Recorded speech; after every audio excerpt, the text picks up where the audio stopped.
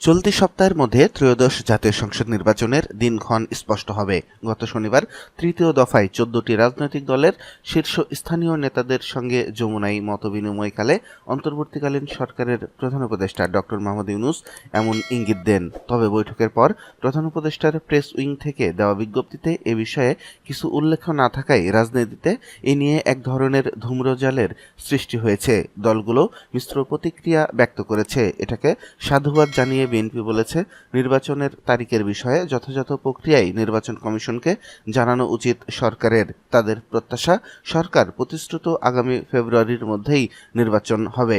অন্যদিকে বৈঠকে নির্বাচনের তারিখ ঘোষণা নিয়ে প্রধান উপদেষ্টা কিছু বলেননি বলে দাবি জামায়াত ইসলামের। জাতীয় নাগরিক পার্টি বলেছে, সব দলের সঙ্গে আলোচনা না করে নির্বাচনের তারিখ সুস্পষ্ট বা খোলাসা করা যাবে না। সুপ্রিয় দর্শক মণ্ডলী, প্রতি ঘন্টার আপডেট নিউজ পেতে আমাদের চ্যানেলটি এখনই সাবস্ক্রাইব করুন এবং আমাদেরকে সহযোগিতা করুন। ধন্যবাদ।